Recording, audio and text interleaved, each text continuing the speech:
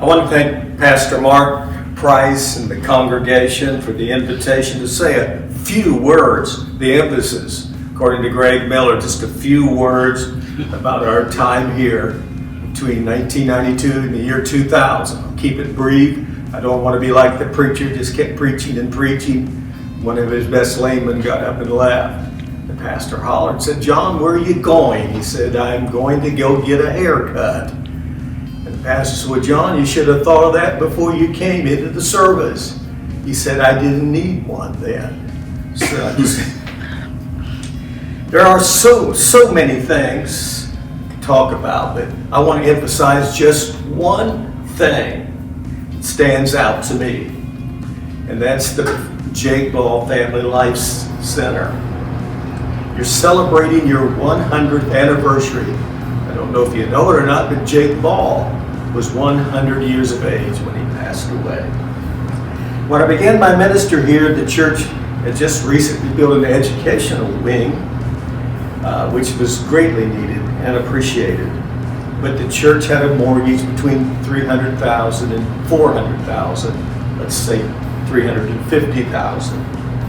And they were making double payments. Their philosophy was education before recreation.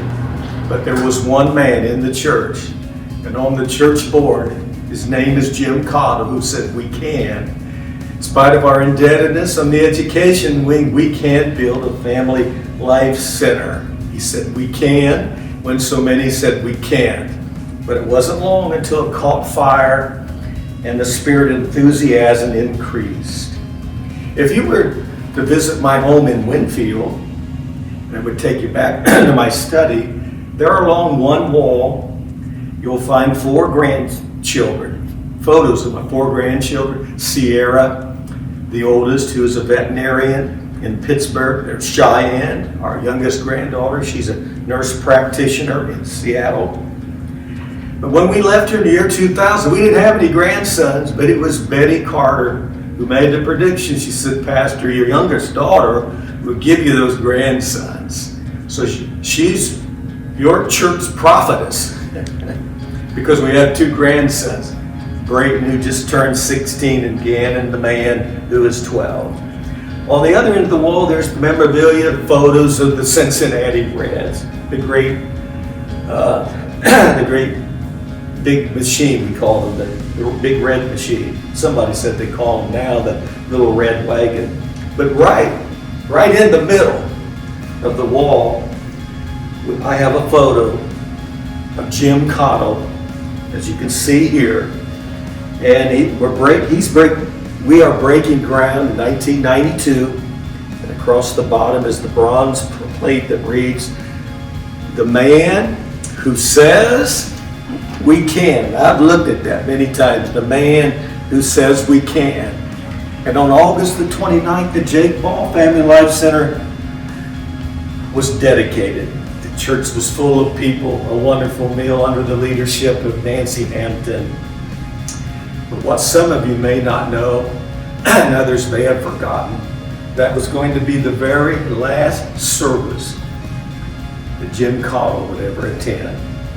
Because the very next day, or that next week, he went to his cabin in the mountains, got out of his vehicle, walked up the steps, and as he opened the door, heaven's door also opened.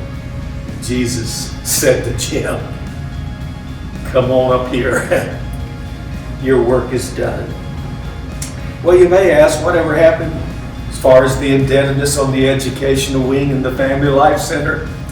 Well, just 2 or 3 years later, we retired the debt on the educational wing, and maybe a year after that, we had the mortgage burning on the Family Life Center. So we had so many wonderful things happen in the church Family Life Center. So I've been thrilled my 8 years to be the pastor. But I want to close with this.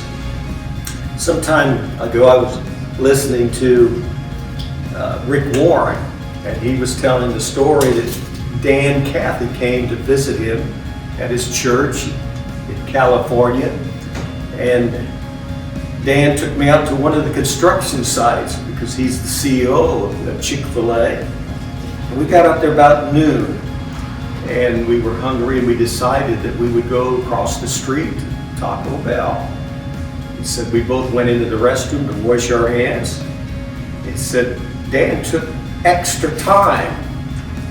He took a towel and some soap and began to clean the lavatory and the counters. And so he said, I asked him, he said, what are you doing, Dan? And this is what I'd like to leave with you. He said, Rick, we teach our employees to leave every place better than we found. And that was my goal and my prayer for my 8 years, to leave the church better than when it was found. And I'm sure that's the vision and the prayer of Pastor Mark Price, that the church will continue to grow and prosper, because there are churches that are folding up. May Huntington First Church of the Nazarene be one that continues to unfold and be a great blessing in the city of Huntington in the days and years to come. God bless you all.